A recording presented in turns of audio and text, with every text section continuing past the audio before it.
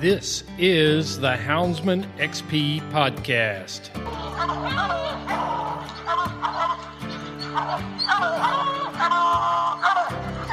Good dog, get that bear. Get that bear in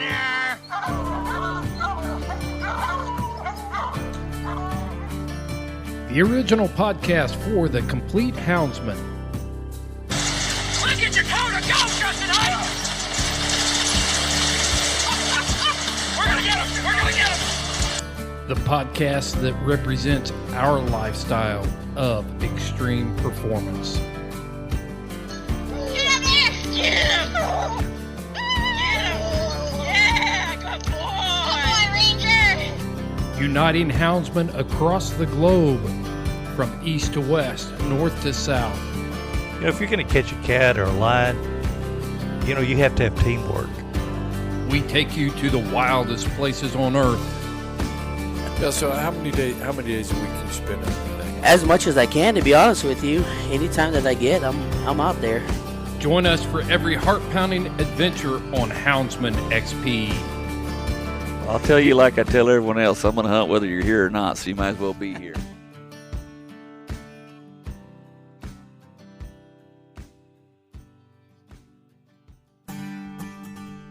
This week on the Houndsman XP podcast, you're going to hear a little bit different of a voice.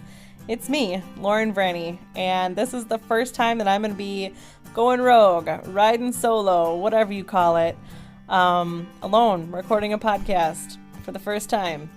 But I do have a guest, I promise you that.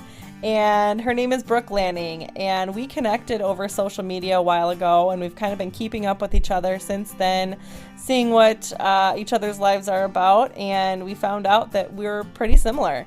The way that we started hunting, and then also the way that we handle our dogs and train our dogs, and just kind of our view of how we should conduct ourselves.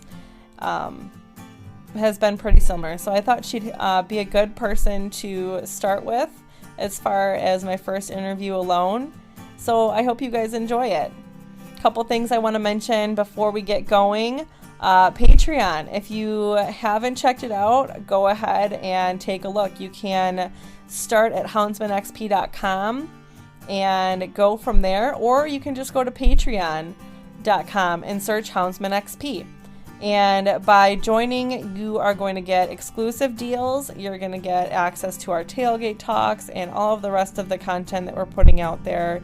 Really cool pictures, stories, photos, all of that. Tailgate talks. One thing I want to mention about that, if you guys don't know what those are, all of August, they are free. So you can go to our Patreon page and check those out. They're kind of like mini podcasts. And they, again, in August, they're free for everybody to take a look at. They're a little less structured, and we can talk about everything from flintlocks to climbing mountains or what have you. So as little as $1 an episode, you can become a patron.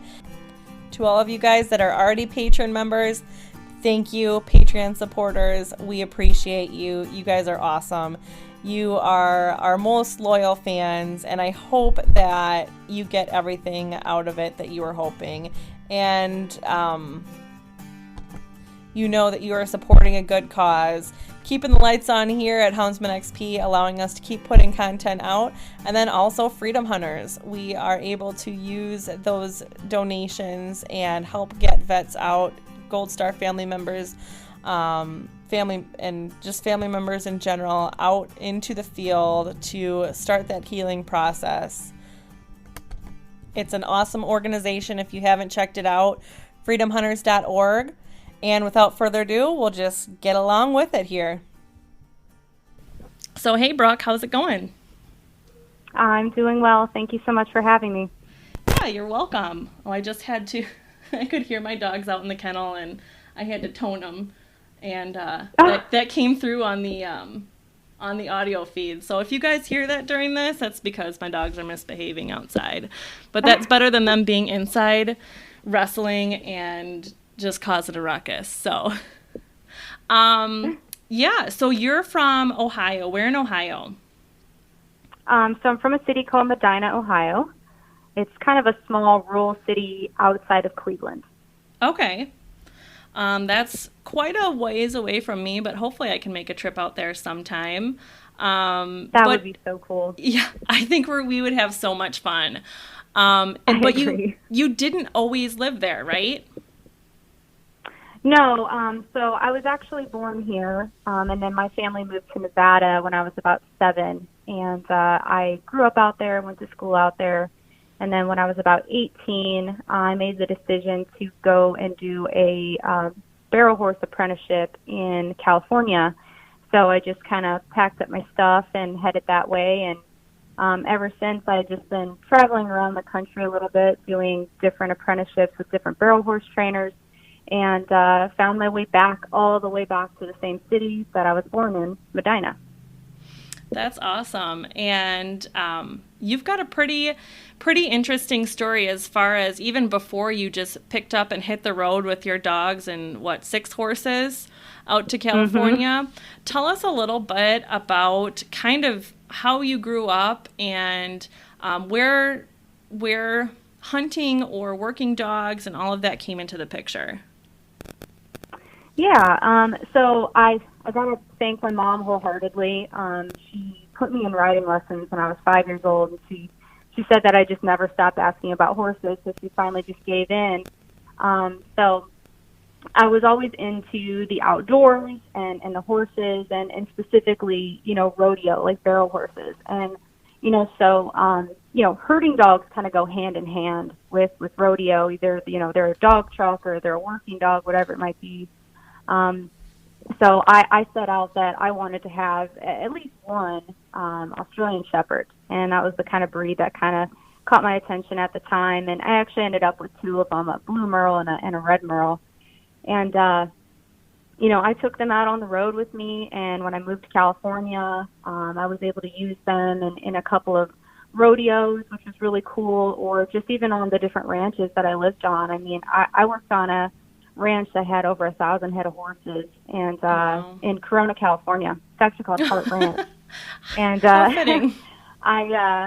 I broke tons of horses there, but it's amazing when you have a dog that knows its job, that you can use as a tool, right? But watching them exercise that ability is just it's really amazing, and it's something that foundation that you put into those dogs, I have always really cherished. I think herding dogs are some of the most well-trained dogs when it comes to working dogs, maybe other than like a working lab. But, that foundation I have really pushed throughout like the rest of my dogs, all the dogs that I have. And it's just been something that's been really close to my heart, for sure.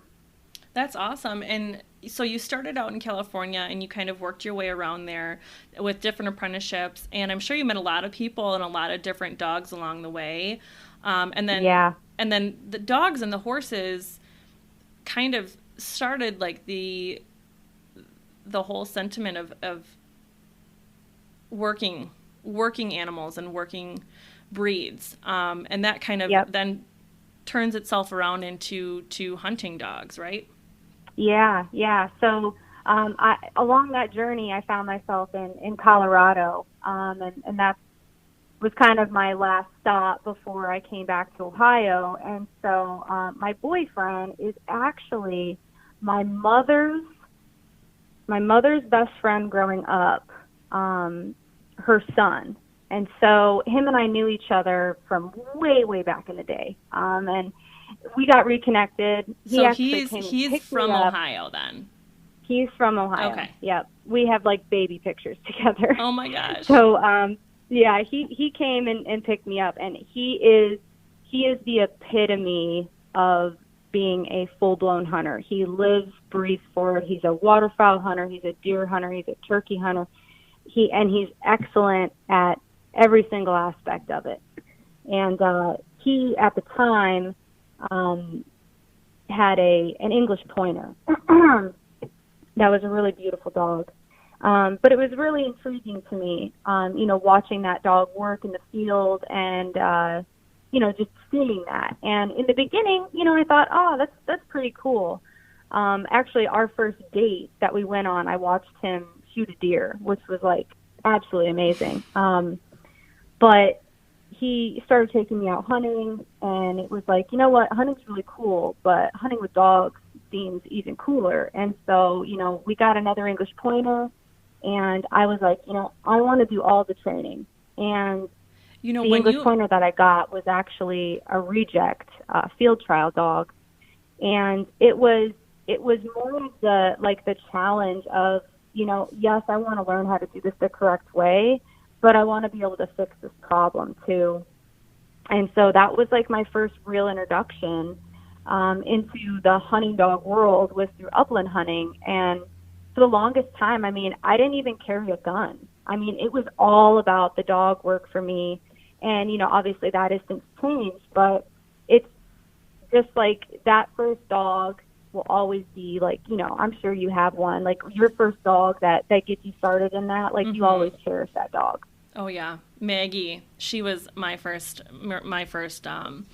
hunting dog, and I actually picked her up from the Pound, the Humane Society, and she's the one who got me into hunting. So it's like, I didn't choose this; she chose this life for me, and it was super awesome. But when you're kind of looking at it from the outside, or from next to someone who does it, you don't realize everything that goes into owning a hunting dog, training a hunting dog, like everything that goes into, whether it's a trailing hound or an upland dog, and the little things that you have to recognize and pick up on, and that dog has to pick up on, and you guys have to meld together. And that's kind of what I've enjoyed as I have my journey through this too, is figuring all that out and kind of sharing that with the people that I know who might think, oh, you just turn them loose and it just happens. And I'm like, no. Isn't it amazing how many people say that? Yeah. Yeah. Oh, you just turn them loose and you walk in? No, it's really not. That's not how it starts. Right. And sure, I'm sure there's dogs out there that haven't done a thing, and you could set them off, a coon feeder, and they could tree a coon, 10 yards away or something. But when you train that dog to handle well and mind around the yard and watch that dog on the GPS, I don't have upland hounds, or upland dogs, so I don't know everything that goes into that, but I just love watching them on the GPS, and each time they go out, they make less and less losses on a track, or they're ahead of on the race the whole time, things like that. It's so rewarding. It really is. It really truly is. And I think honestly why hounds came so naturally to me is because not all upland dogs are big distance dogs, but pointers are English pointers. If you have a dog that ranges out 400 or 500 yards to go on point, stand on point, and wait for you to get to it, it's very similar to a dog that runs and trees a coon, say 600 to 1,000 yards away, or whatever it might be. It's a very similar concept. It needs to stay put. It needs to stay there, hold game. So it's really cool. I like the correlation between the two, and I just like the fact that when I run my dogs together and work them out, I'm essentially working them out for the same type of work, that long running. So yeah, I like that. Sure. So you're in Colorado, you're with your boyfriend, he picks you up, you get this English pointer, now you're in Ohio, right? And he's the epitome of a hunter, but he's not a hound hunter, I'm guessing. No. Okay. So you've got these pointers. How many, do you just have the one at this point? No, we have two. Okay. So tell us where the hounds came in, because that's a pretty interesting story. Yeah, it is. It's really interesting. I would have never thought in a million years that I would be interested in hound hunting, but then again, I didn't think I would be interested in upland hunting either.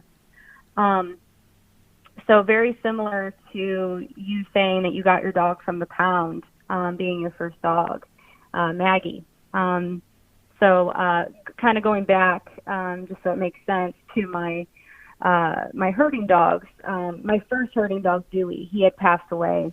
And, you know, when you, like, he was like my first dog. And when you have your first dog that passes away, it's something that, like, a piece of you goes away with it, right? Mm-hmm. And I had this huge hole, and I had to fill it with something. And a month later, I had seen, you know, on a Facebook ad that there were these dogs that had been running in Finley State Park, which is this really large wildlife kind of sanctuary park over here in Ohio, probably about 30 minutes from me. And these two dogs had been running in it for about 6 months. And oh my gosh. people had caught them. Yeah, people had caught them periodically, but they'd always get away again. And so people must have been feeding them too, right? What was that? Were people feeding them? Like if they're out 6 months? You know, yeah, I got to be honest. When I got the mail, he was not eating well. I think. Well, I'll get into that. But the woman that had them, she was like, I got to keep them on a chain.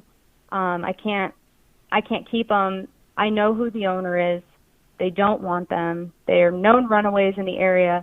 They've gotten out, you know, every so often. They keep them locked up in a chicken coop. Oh. They've been to the pound like 6-7 times, and they just won't answer the door anymore, and they won't answer the phone. So these are unwanted dogs at this point. Yeah, completely unwanted. So I told my boyfriend, I said, let's go get them. Like, I need them. He was like, are you sure? Are you serious? And I was like, yeah, I got to have them. And it was actually on Thanksgiving. And he went to go pick them up after he did a goose hunt in the morning. And he went to go pick them up right afterwards. And somebody had came and got the female. And so he picked up the male, brought him home. And I said, well, where's his sister? Because the lady had said they were like, you know, they were siblings. Because apparently she knew these people pretty well. But they were siblings. And I said, well, I have to have the female. Like, I have to have them together. You know, that's how this works. And so I tracked down the woman that took her, and she wouldn't give her to me. I even offered her money. She wouldn't give her to me. Well, she ended up losing her. Somebody else picked her up. Then I saw her on a Craigslist ad. Somebody was trying to sell her as a trained hunting dog for like $400 or something. Yeah. Saw her on a Facebook site. Somebody was selling. I mean, she passed around 3-5 different people. And then all of a sudden, she was at the pound again. So we went to go pick her up, and we took the male with us. And at that point, it had been 3 months. I spent 3 months trying to track down this dog. And, you know, we finally got them together. And the relationship between them, very similar to the way that yours run around and they play and they fight. And it's so cool to watch because you can just tell that they're each other's, like, person. Oh, yeah. Right? Like, they're meant to be together and stay together. Yeah, and to me, putting them back together like that, it was just the coolest thing ever. But I didn't really know what I was getting myself into. But they were, I mean, I had worked with quite a bit of dogs at that point. Never any hounds, but I'd done some, like, discipline work for, like, people and stuff like that. But I had never dealt with an animal that had as much instinctual prey drive as these two dogs, to the point where my boyfriend and I, we live on like close to like 23 acres, but then we lease the land around us, so it comes to be about 50 some acres. That's awesome. None of it's fenced. Yeah, none of it's fenced besides my pasture for my horses, but I hand walked these dogs hillside for months, and they tried to grab everything that came in front of them because they thought it was a meal. I have tons of chickens, tons of ducks. It was like, I mean, I've just never seen anything like that. I've seen dogs want to like pull and grab stuff. This was like, that's my meal, that's my food. And they were both very malnourished when I got them. The male especially. I had to take him in, get lots of blood work done. He was actually very, very sick. He had a failing pancreas. Oh my because gosh, he was so malnourished. Yeah, it was pretty sad, but yeah, just the biggest obstacle possible was getting those dogs to understand that not everything in front of them was prey. I mean, they were even grabbing through the pasture trying to bite my horses. I mean, I am pretty positive that these dogs probably ran down small deer. I mean, I would put money on it. I mean, I've just never seen anything like it. I believe it. I believe it. You're out in the woods for 6 months, and you know these dogs already have a crazy prey drive, and that just kicks it up a notch. Yeah, absolutely. And so, I ended up, I'm like, I have these dogs, and I'm going to train them, and I'm going to train them to do what they were meant to do. And I think my boyfriend kind of thought I was like nuts at first, and he was like, oh, okay. And then I started I literally restarted them like puppies. Yeah. I got, hides and scent and would drag it around the yard and do all of that and got them collar conditioned. And finally, we are where we are now. And it's just been the coolest experience to say, like, those dogs were complete, runaways that somebody said was like trash. And here they are just killing it in the woods. Yeah, so it's a huge accomplishment for me. I think there are definitely some pretty sweet dogs in the woods, and even if they get you into some poison ivy once in a while, it seems like seems like you're always seeing ice. Oh, it's so bad. I'm so incredibly allergic. Oh. I look like the Michelin Man when I walk out there. I mean, I'm so jealous of people that I see like in the woods with their dogs, and they're wearing like tank tops and pants, and I'm like, I'm wearing like 6 layers in the summertime, walking around. I don't understand how anyone can go out in a tank top. Like, I am wearing like my hip boots, even if it's dry out, and if I know I'm not gonna get wet. I hunt a lot of high ground, but it's like briars times 1,000, and then I've got to wear like long sleeves, and then like a canvas shirt over or what have you. Because, like, there's nasty stuff out there where we hunt. Oh, yeah. I know. I can't even I mean, here it's poison ivy. Some areas are thick and swampy, but it's just loaded with poison ivy. And I've gotten it twice in the winter when it's supposed to be dormant. What? Like, and it snows by you, right? Yeah, it snows a lot. I just think I'm so susceptible to it. I think I just even breathe it in. I think it just creeps towards you, like it knows just to like, all right, we're going to grow at a rapid rate right now towards you. Or the coons just always go into it and think that they're safe. I have no idea. Man, and I know I've seen poison ivy before, and I've gotten it once. Between my toes back when I was a kid. And I was like with my friend biking around and then going in the woods, and I was like, yeah, there's no poison ivy here. And I'm like in like knockoff Birkenstocks running around, and I get home and it's like poison ivy everywhere. So it's at least you can identify it. That's good. And it doesn't seem to affect the dogs because the oil can't get down in the skin, or are dogs just immune to it? Yeah, I think it just depends on the dog. My little pointer, my youngest pointer, Tessie, when she runs through it, she'll sometimes get little bumps on her tummy. Mm-hmm. But neither of my hounds are affected by it whatsoever. They don't really seem to care. I just have to wash them constantly because otherwise the oils transfer to their coat. Do you have that special soap for it? I just use Dawn dish soap and then put conditioner on top of them so it doesn't dry them out, because that's going to get all the oils off. Yeah. I know when I go camping, we do like a Wisconsin river trip with a bunch of people, and one person usually brings, there's like special soap for poison ivy that's really good at getting that specific oil out. I don't even know what it's called, but someone out there can Google it for us. Yeah, exactly. Cool. Tell me what is the answer. So how old do you think that these hounds are? No. Yeah, so I actually ended up getting a hold of the owners. I found out who they were. I was very angry at first when I found out who they were, and I had all these questions because they seemed like, I mean, they're beautiful dogs. They seemed like they would be papered, and they were. They're American English.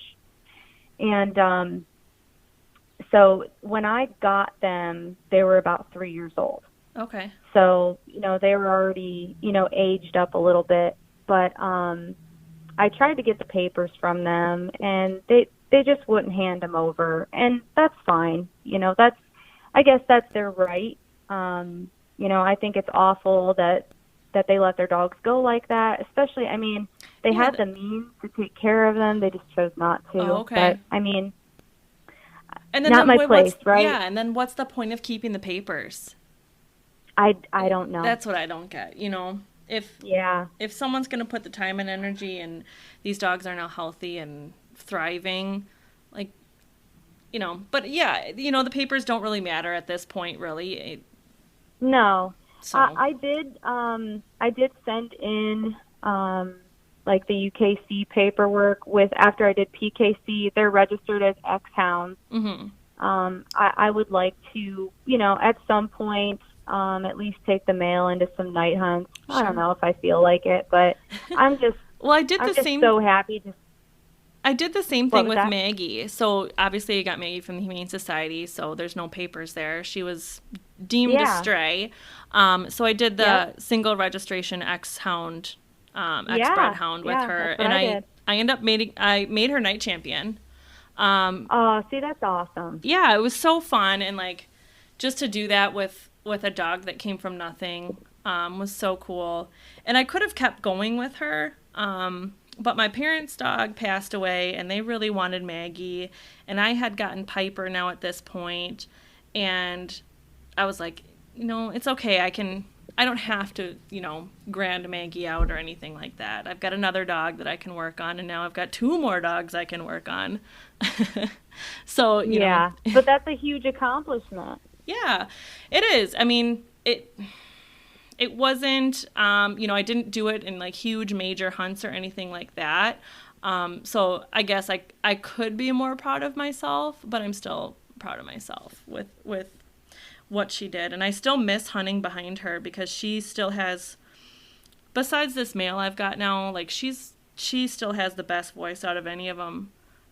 Just piercing. You can hear her a mile away. She's got a locate on the tree. I haven't heard Piper locate but once in my whole life. So yeah, sometimes I miss hunting with her, but she's living a super awesome life. My parents live on a little lake, and she just runs around and fishes and hangs out all day. So I'm sure she doesn't hate that. Yeah. She's and you're still right. Your male has a great mouth on him. Yeah. Sometimes to the point you're like, okay, I love it, but I hate it. Yes. You love it in the woods, yeah, but you hate it up by the house. Oh, yeah. That's how I feel about my male Remy. You can hear him forever. He sounds like a horn, like a truck horn. And, in the woods, I've never not been able to hear him. And my female Daisy, she's got more of a chop, but it's raspy, and I really like that too. It's real cool, and I like the way that they sound together. It's like a harmony. Yeah, they've got their own little duo going. Yeah, Piper, it sounds like she smokes a pack a day. She's got just a smoky voice, but she has a ball on track and chop on tree. But in the night hunts, it's just so hard to hear her over, high-powered walker dogs or whatever else is there. Yeah. Because she doesn't get deep in lonely. She just gets lonely. And she's a very independent dog. So if you've got other dogs treated close or whatever, it's just hard. So that's why I'm excited to get this male and hunt him and see how that goes. His sister, Cedar, who's my little bear dog now, she's got an amazing voice, but she knows when to use it and when not to. Mm-hmm. So she's learned that. I take Ridge along bear hunting, and he's the one that I've got to tone and stuff in the box to try and keep him quiet. Because when you're bear hunting and you've got other dogs out, you don't want any of your dogs barking in the box, because there's so many dogs out there that honor in or go to barking dogs because they think they're on a track and they need to pack in. Yeah. So when you're bear hunting, you've got to keep that dog box quiet. So that's been something I've been learning and training this year with my two little ones. Well, they're not little; they're pretty big. I haven't even weighed them recently, but I just took a picture of the three of them, and the two puppies who just turned a year old are next to Piper. I'm like, they look double the size. It's crazy. So, okay, so it's Daisy and Remy. Yes. Are the two dogs? Okay. So you're going coon hunting. You're going coon hunting out in Ohio. Are you usually going alone? Yeah, I do. That I is go out so alone awesome. quite a bit. I would say like 90% of the time. Okay, that's exactly what I want to hear. Yes. That's what we're about. Like, get after it, Yes. do it on your own, figure it out yourself, and like blaze that trail, girl. Yeah. No, I will say there's been like, some scary moments, some moments where I was like, wow, I'm not a great Boy Scout. But it's been such a fun and empowering experience for me to go out there and do it by myself because, you're out there in the dark and walking around the woods. It's like the Blair Witch Project. It totally is. And I don't know about you, but like, yeah, I've always been super outdoorsy, like just like you are, like you've said. But the first time that I took Maggie out alone, like hunting, I was absolutely terrified, even though I had been out with like, it's different when you're alone. And I had been out like with mentors a couple times before that with their dogs, and just having someone next to you was like so comforting. And then me and her were out. I lived in the suburbs of Milwaukee at that point, and I took her out to like a county park. So like not even like public woods, like way out in the boonies. Like, no, we're going to go hunt in a park. It closes at 10 p.m., so we'll hunt from like 9 to 10 p.m. No, I got scared and left in like 15 minutes. And I'm not ashamed to say that because obviously I have come a long way from that and, can go out hunting alone and stuff. And what changed kind of my view on it was my mentor, Eric, telling me, like, there's nothing out there that isn't there during the daytime. Like, we're hiking, we're doing all this stuff during the day. Literally, there's nothing different except for the velociraptors. And I didn't know that turkeys roost in trees. Oh, yeah. So, literally thought it was like a velociraptor coming to devour me one night. So now that I know that, pretty much everything else is cool, except when you hear a wolf. Yeah, we don't have those here, but we do have coyotes. Mm-hmm. And I will say, while I don't think coyotes are scary in any way, shape, or form, I think a pack of them can be scary to a dog. Mm-hmm. And one thing that I've learned about these dogs is that given that they were, wild for so long, that was the one thing that always made me worrisome about having an out, because I felt like I didn't think they would ever come off track, but I felt like if they ran into them, they would not continue on. I think it would be a full-on brawl. And that's the only thing that scares me. Mm-hmm. And luckily, I've only come into them twice while being out. Like when you say come into them, do you like within 25 yards away, or you're just hearing them, or? Well, so the one time, the other thing that I do with these hounds, and I'm sure people that listen to this are probably going to think there's either no way or my dogs aren't accurate, but I actually used my female Daisy to track down deer during bow season. For sure. Yeah, so I always take Remy with her. He'll find deer, but he always runs off and trees a coon somewhere during the day. He's got his own priorities. But he's got his own priorities. She's very dual purpose, which is cool. But so we had found a deer for somebody, and we were on a very large property, and we were walking back out, and I actually had them both leashed when we were walking out, because we were walking out to a really big main like road, almost like a highway. And we were walking out, and the dog started just really going off. And so I said, I'm just going to let them loose and see what happens. And they ran up probably about 560 some yards up this long hillside, right through a swampy area, which was disgusting. But when they came up along the ridge side, there was 6 coyotes. And when we were locating this man's deer, we had actually come across another deer that had probably been shot illegally with a crossbow, actually straight through its throat, which was pretty disturbing to look at. But the entire deer was completely eaten from like the base of its neck down, like completely eaten. It was just spine, bones. And so I knew that coyotes were in the area pretty heavy for something to be eaten that like extensively. So when I saw them run, like, I mean, there was like at least 6 that I saw, and my dogs were like right behind them. And thankfully I have my dogs trained enough to when I tone them, they come back. But that's something that I'll never do again, and that was like a learning experience for me. Like, now I know that when they make that kind of noise, it's not a, like, we want to run that track. It's like, no, we want to like kill those things.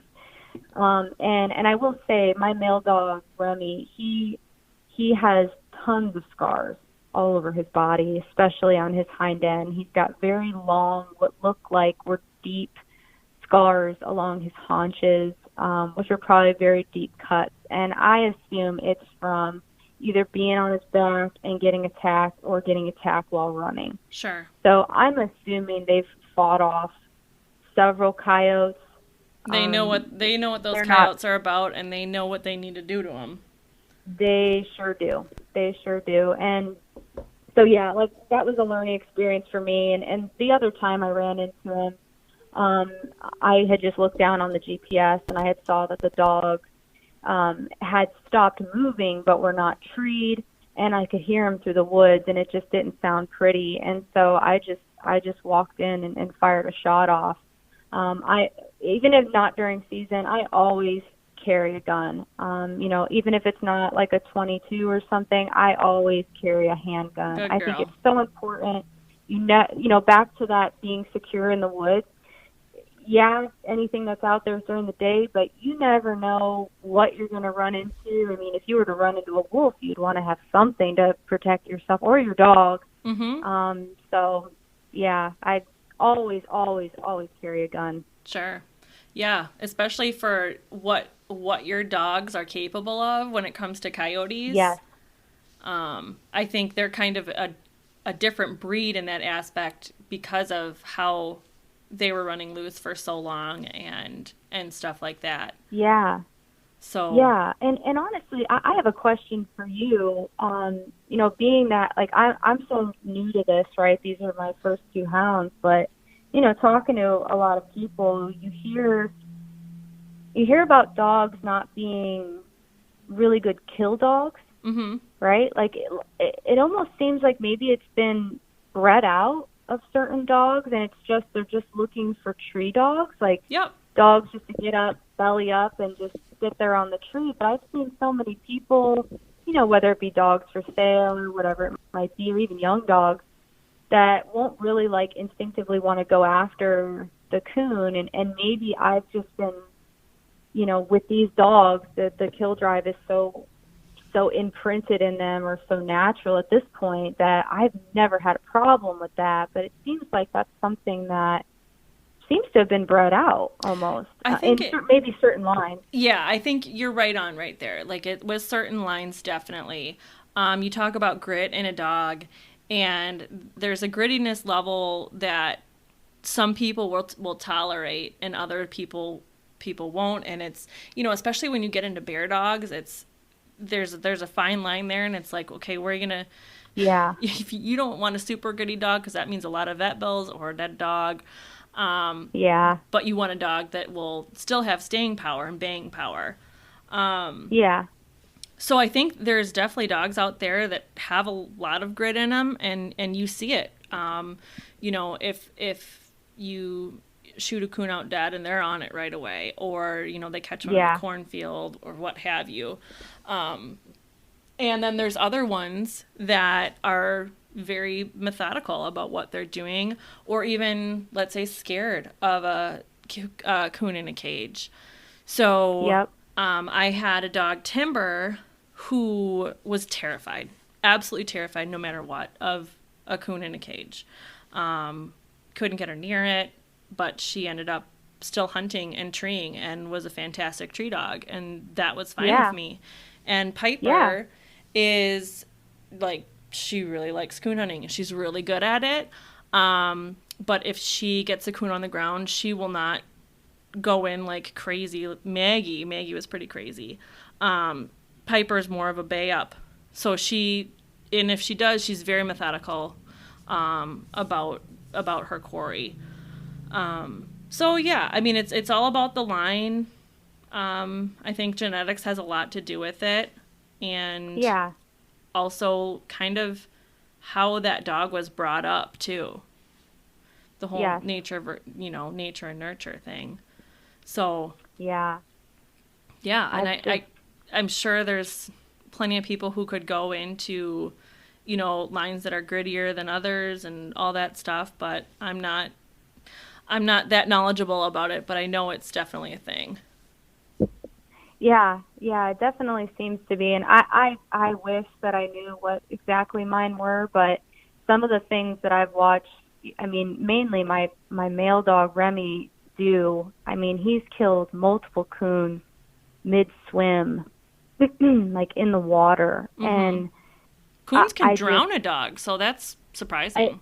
I know. And he's so impressive when he kills. You can tell he's done it a million times. He knows how to take an animal down without getting hurt. And it's amazing. It's amazing. Yeah. For me, I personally don't necessarily like watching that, and I prefer to, I mean, and you can't help it if your dog gets, is quicker than the coon, and the coon can't get up a tree. Yeah. That's just an awesome dog.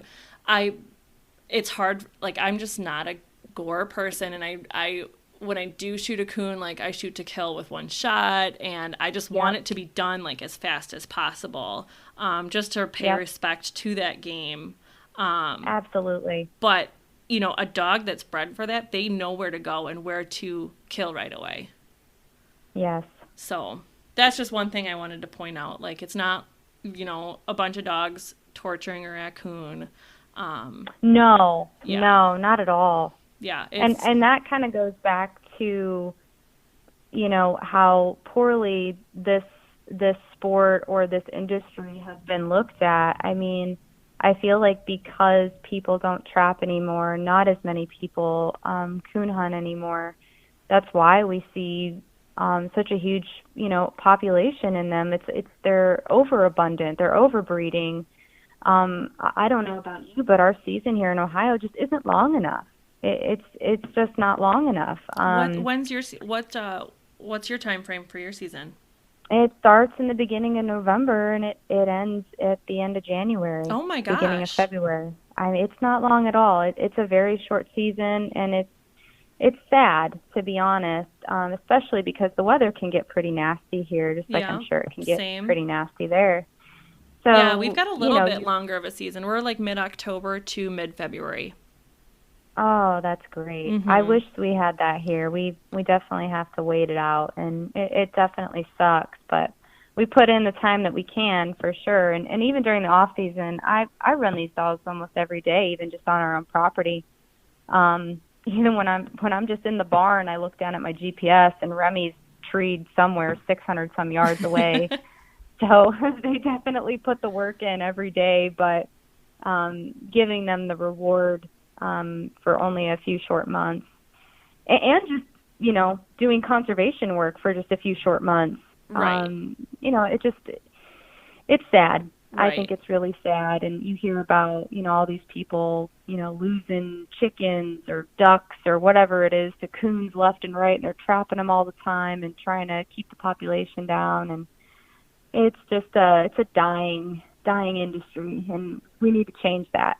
It is. So, yeah, we're talking about like how poorly, we can be viewed by other people and how there aren't, enough of us and things like that. What do you have any ideas on what you can do or what we can do? Like, what are you doing to portray your lifestyle in a positive way to others? Well, I think, my boyfriend, he goes out a lot and looks for places to hunt, right? So I do the same and get permission places, and I just try to educate the people. I think, just even the misconception that deer won't stick around when dogs are running. That is just a plain out lie.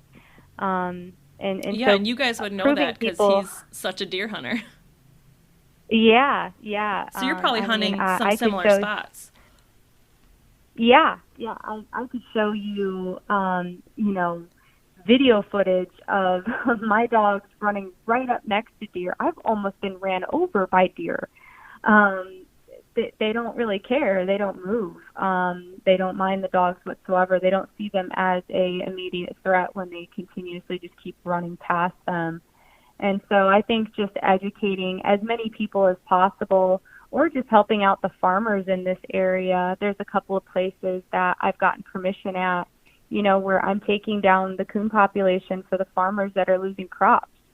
And I think, if we can at least put in a little bit of time there, and as well as educating the rest of the public, that's all we can really do at this point in time. Yeah, I think it's all about education. And, if it's someone who has an idea of what coon hunting is or someone who doesn't, and then you are able to teach them about this lifestyle and educate them, how hunting is conservation and, game management and, how ethical it is to hunt with hounds and things like that. You're educating that one person, but what if that one person then talks to a couple other people? Yep. So I think that's awesome. And I try and do the same thing. And I'll post, stuff on like my Facebook stories or whatever. And there's people, like my coworkers who like ask questions like, what's this? Or that's so cool. Or like, that'd be so neat to go out with you one time. Or they just ask all these questions about the hounds and what you're doing. And then, you see this picture of this bear 15 feet away and they're like, wow, like you're not scared? I'm like, no. I know. I have similar conversations, and even people that I know in the upland community, they're like, wow, you really make me want to get hounds. And I'm like, yeah, and you should. It's fun. That's so cool, because I think usually they kind of like snub us, hound hunters. Yes. Like, but you're in both worlds, so. Yes. Yeah, so totally. It's all about education, and then just making sure that we're being and portraying what we're doing as positive, because it is. It's not like we've got, horrible things to hide. It's a tradition, it's a lifestyle, it's a heritage, and it needs to be preserved and protected, and promoted positively. And that's kind of a struggle. Yeah. It's not a struggle that we're having, but it's something that we definitely need to keep working on. We can't just continue and hunt every day and then just not think about the big picture. And I think I think a lot of people do that, and they think, well, not nothing's happening to me, or it doesn't matter. Well, there's people who come after you, your next generation, and I just want to leave positive footprints for that next person. So, yeah. And honestly, one of the other things that I think come up of like why people don't respect it is, maybe back, or even maybe now still today, dogs run off, dogs get away from people, get away from handlers. And I think it's so important that we have these hard running trailing dogs, that we have, all of this technology now to know where they are, right? And be able to pick them up or be able to train them to come back. I know myself personally have been ridiculed by people in this industry for having my dogs come back, saying that they're not, going to stay hard tree dogs if I pull them off a track. But for me personally, if I'm on a property and my dog is running off that property, it's not worth it for me. Yeah, it's not worth it for me to potentially lose my dog to somebody that doesn't appreciate them being on the property, because let's be honest, that still happens today. Hounds get shot all the time. Normal dogs, that get away get shot all the time. It's not, my dog is more important than that coon on the other side of that property, and I think it's important to have a dog that you can bring back. And Sure. I don't think that it ruins their drive. I don't think that it doesn't make them hard trained dogs. I think it makes them loyal, and I will continue to do that. And I've done it before when I've seen my dogs running towards a frozen lake. It's not worth it for me to my dog to run across that frozen lake, unless I know that a piece of it is decent enough. But, That's a really, I think that's something else. That's a good point. And, it means so much to have a handle on a dog. And I posted something recently that, people are so amazed, and I'm sure people are, because, our dogs are so similar, that they stick around the house. If you're out, you can run them around in the yard. Even if you go to a new place and you're on like a different piece of property and you're just hanging out, like they're going to stay around. Or you've got your little beeper on them. All you got to do is tone them. If they start getting a little bit further away. And to have your dogs be able to recall in the woods, is a big thing. And sometimes with Piper it works, sometimes it doesn't. But it's a safety thing. There's tons of roads where I hunt, tons of bigger roads, and I try and avoid that. But there's always a chance that something bad could happen. And I'd rather be able to have a handle on my dogs than something bad happening. And it has not stopped her from treeing or stopping a track, or like if I'm going to let her go on a track, it's not like she's going to stop in the middle of it just because like 3 days ago I toned her off something. It does not stop these dogs at all. They're still 100%. And mine live in the house too. And I mean, right now they're outside in the kennels, and they've spent nights outside there, and even in the winter. But I raise them in the house because I want these dogs to respect me and us to have a bond together. I want other people to respect these dogs and, have these dogs be a positive role model for what I'm doing.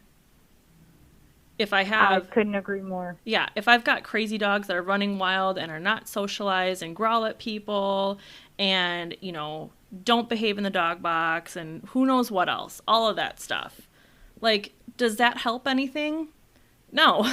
No. No, and all you've got to do is put in a little bit of time. I mean, okay, not a little bit. But it's not hard. It's just like every day you do something. Every day you're training your dog, whether you think about it or not. If you just spend time with them, they're going to turn out to be good dogs. You just, spend time with them, train them, hunt them hard, and everybody's going to be happy. Yeah. A good dog is a tired dog, right? Or tired dogs are good dogs. Same thing. I think I commented on your post. It's, to me, the way that I look at it is like you get in what you put in with your dogs. Like you get out what you put in with your dogs. And I don't think enough people really like take that to heart. And I think so many people think that, you know, a dog needs to live in a kennel to hunt hard and hunt alone. And that's just not the case. And maybe it is for some dogs, and maybe that works for some people because, you know, not everything works for certain dogs and not everything works for certain people. But for me personally, I want them inside with me, and, you know, I want them to be my buddies. I want them to hunt because they love to hunt, but they also want to hunt for me too. So. Yeah, and there's nothing against, you know, people keeping outside dogs. There's plenty of dogs that are outside, you know, that live the life of luxury as well. Yeah, and they're treated right by their handlers, and you know, they still are trained and have a handle on them.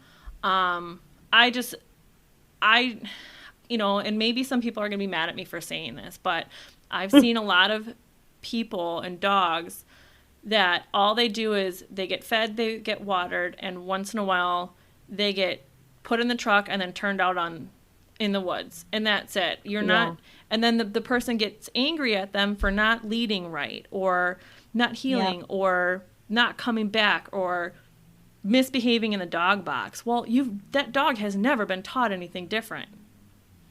So what do you expect? So that's me right now on my little rant box. But yeah, you know, if I had more dogs, I'm sure there would have to be some that live outside, because 3 dogs right now in my house is quite enough. And raising 2 puppies at once inside was a nightmare.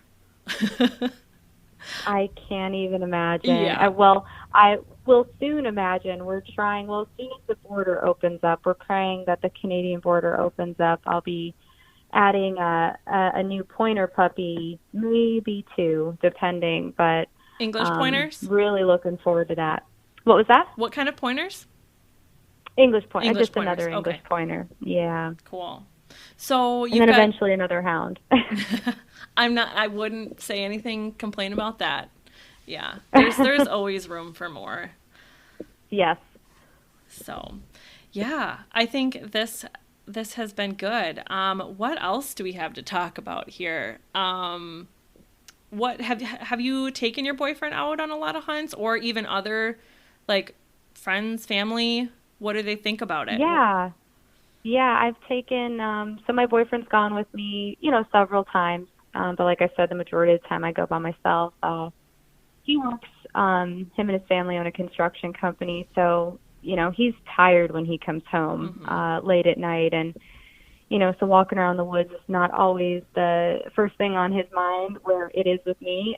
So, I've taken several friends. I've taken friends' kids out that have just absolutely loved it. Oh, that's awesome. Even when it was like really cold. Yeah, one of my really good friends, her daughter went out with us and she had a little BB gun. Like, it was just so cute. She was all bundled up, and she just absolutely had a blast. But yeah, there's been a couple of times where my boyfriend's gone with me, and thankfully it's like he was always there at the perfect time, because either, you know, it was like across like a really high river and the dogs were on the other side, and I was just like, I'm a small person, and he would have to walk over and shoot the coon out for him or something like that. And there was a couple of times where he almost had to strip down and get like down to his skivvies and take his boots off to go across. But I've only gone swimming in a river when it's been warm outside. Knock on wood. I felt so bad, and I even said, like, I think, you know, we can leave it. But he went and got it for the dogs, and it was great that he did it. And it was on my birthday. It was actually on my birthday, and I think that's probably why I did. I wanted to go see him on my birthday. Yeah. So yeah, but yeah, we've taken out a lot of people and their kids that have never been around it before, and they always ask to go second, third time because it's so fun. Oh, that's great. So yeah, you see the people you've taken out, they want to go again. It's super cool. Mm-hmm. Are there, like, what is, like, the rest of your family or coworkers or other people think about what you're doing? I think they think I'm nuts. I wonder what that feels like. I know. My family, definitely, they're not hunters at all. My brother's actually a musician and a city boy by heart, but they think it's really cool. I mean, I think my mom probably worries about me sometimes walking around the woods. And some of my coworkers, they're all, engineering type people, which they're way smarter than I am. But they definitely think it's something that comes up all the time in conversation. As far as what's neat about this person. And that's something that always seems to come up with me. They're always asking me, where are you running your dogs this weekend or something like that. Hey, at least they're interested. There's so many of my coworkers that just can't even fathom even talking about it with me. And just think I'm went completely nuts because I started doing this mid-career. So they already knew me before this, and it's just you're crazy. I can't even talk to you about it. Whatever. I'm gonna still keep doing it. My family, it's pretty much the same thing you said. They're non-hunters, and I think they think I'm a little crazy. I think especially that I do it too much. I'm out hunting too much. There's really no such thing. Let's be honest. No, there isn't. And on my episode, I'll talk about it again, but my mom was like, why couldn't you, pick something more socially acceptable, like pheasant hunting, which is funny because you do that. Yep. I just happened to adopt a blue tick coonhound from the Humane Society, and that's just where my life took me. And I could not imagine not doing it now. I don't know who I would be. I'm sure I've changed a lot as a person, but the people that I've met and the things that I've gotten to see and just the rewarding, warm, fuzzy feeling that I get out of seeing my dogs work and then be able to work things out well and have it end like it should. Whether that's, I pick them up on a road because the bear crossed into a section that we don't want to get in or whatever, I can still know that my dogs did a good job, and that's what makes me happy is the dogs working. Yeah, no, I couldn't agree more. I think my family questions it a bit just because I was always the horse girl, and I still am the horse girl, and I'll always be the horse girl. But now I use my horses for, different jobs. I still, they're still barrel horses for sure, but now I use them to run my dogs. I use them to road my dogs. I'll ride them, through the woods with my dogs. And to me, that would be the ultimate goal. I would love to, be up in Montana or Wyoming and follow hounds into a lion or into a bear or something like that. Horseback. I just think that would be the ultimate goal for me, for sure. I am so on board with that. That'd be so cool. And I'm not a horse person like you are. I love horses, not scared of horses, love riding horses, love being around horses, taking care of them, but was never really introduced to that lifestyle fully. But hopefully next year I'll have that opportunity to go out on horseback and follow some hounds. So we'll look forward to that, but I won't share much else. Oh, that sounds about amazing. it. Yeah. But there's so many people who coon hunt off mules. Yes, and that's another thing. See, now you've got to get a mule. I would just make one of my horses do it. Yeah. They're hardy enough. Okay. All right. As long as your horses are enough of a badass to do that, then yeah. They're all gun broke. We shoot a lot of trap at our house. We get a big group of people almost every Friday that come over, and we'll even turn a bunch of lights on trucks and stuff and shoot until the dark hours. But I always ride my horses when we're doing that, and so they're all gun broke and that you can shoot near them. And I just think that's important just for overall desensitizing, and then just further moving towards that goal of wanting to be able to hunt off them completely. And just, it's the same thing. You can continue to better your horse. You can continue to train your horse as long as that horse is alive, and you can do the same thing with your dogs. And Yep. to see that growth, it's just so cool. And I'm pretty sure I just need to move and become your neighbor. Like you say. What did you say? You cut out just a Oh, little I bit. said I'm pretty sure I need to move and become your neighbor. Yes. Like shooting trap on Fridays, coon hunting, a couple nights a week, all that Yes. stuff. It's just, it sounds so fun. And yeah, I've got to come out there. I've got this little camper. It's not big, but it's not little. Come on down. Yeah. Yeah. Definitely going to have to make a trip. I think I Googled it. What is it? 7 hours? 9 hours? Oh, that's not bad. Yeah, I'm Googling it right now because, why not? What does it say? That doesn't seem bad at all. No, 7 hours, 39 minutes. But you got to go through Chicago, and that's just the worst. Oh, I but know. that's not bad. That traffic. Because I've done a lot of driving this summer, pulling my camper. 6-7 hours up to where I was bear hunting, and now I'm pulling it 3 hours each way to where I'm bear hunting now. So, just gotta sit down and put the pedal to the metal. Yeah. Well, maybe I'll have to come over and bear hunt with you because that seems so. Same concept, but much bigger prize at the end. Yeah, and that bear is just staring at you in the face, and it's just so cool to see it so close, like such a neat animal. Yes. And I'm not going to get a bear tag for another 7 years. So to me, it's not really I don't need to kill a bear. Like, it is just so fun to hear my dogs and to watch my dogs on the GPS and to walk into that bear tree, and it's just so cool. I'm just kind of bummed now with how long it takes to get a tag in the zones that I'd want to hunt in. And I'm like, I had this goal of Piper hopefully being under a bear tree when I would get my first bear. But now with how long it's going to take, that probably won't happen. So maybe I'll have to travel to like New Mexico or something and hunt her there. Yeah, definitely.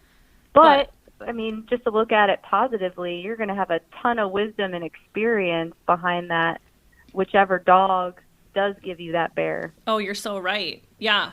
The amount of times that I have gone bear hunting, between the first time I went and then the time that I finally get that bear, in a tree or whatever it is and I can harvest it, it's going to mean a whole lot more to me than, I hate to put someone else down, but like someone who wants to run under hounds, but they don't have their hounds there. They haven't gone out the whole season. They're just walking into that first bear tree and they got the bear.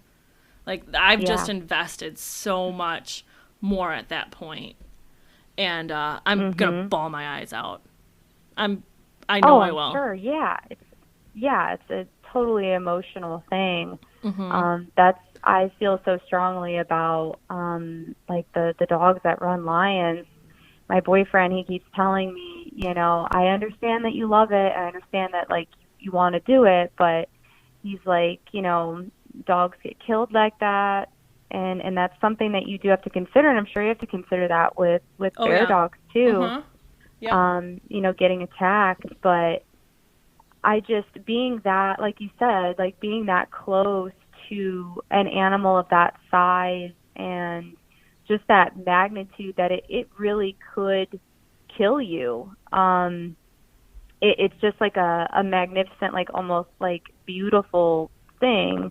And the other thing is, I don't think people understand like the conservation behind it. When you hunt animals with dogs, you can actually see that animal not just for a split second before you shoot it or for a little while you're stalking it, but you can really, see is like, is that a male or a female? How old does it look? And you can determine if it's something that you want to harvest or not, because you can take some time to really analyze it. Yeah, and that's a great point. I think people yeah, sometimes I think people are like, oh, you know, you're cheating. You just let the dogs run up on it. And it's like, no, if you understood all the time that went into that, for the people that put the time in those dogs, like you have with your dogs, it's not that easy. Yeah, and they think that like every single track that you try and put down on, that it's going to be, that it's successful. Like every time you go out, you're going to tree a bear. And I'm like, no. Or even coon hunting. It doesn't always work like that, you know? Like, we get skunked some nights, and, you know, it's not fun, and it happens. And especially with big game like that, there's so many variables, and, you know, maybe you don't have a hot track to put down on. Maybe that track's 12 hours old, you know, if you're talking about bear, or a day or whatever old, if you're talking about lion. The skill that it takes for those dogs, and the time that it has taken those dogs to build that skill, and you have to be behind them all of that time. It's just amazing. It's amazing. Yeah. Yeah, miles and hours.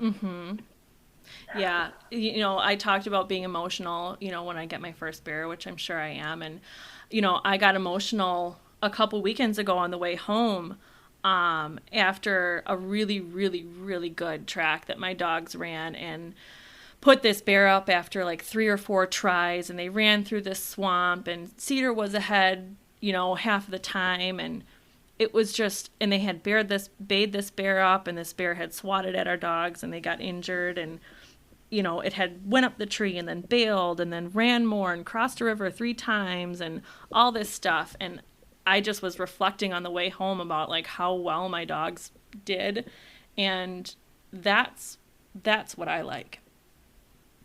Sure, I like seeing the bear at the end, that's but amazing. Yeah.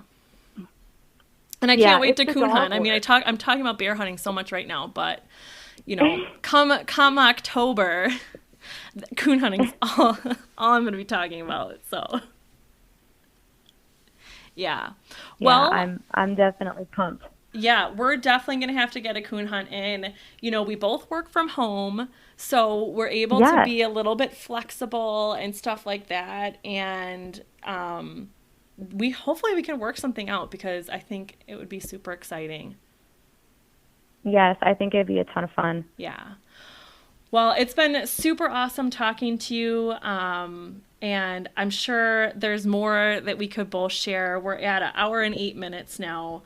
So I'll let you know how we wrap these podcasts up. And let's see here. You've got Remy and Daisy, and I've got Ridge here, and we're going to turn out on a track. We're out in the woods by Medina, Ohio, and you know, who knows what could happen with these dogs. Yours, you know, could go together, but mine, who knows where Ridge is going to go, because he's still pretty green. And you follow your hounds, and I'll follow mine.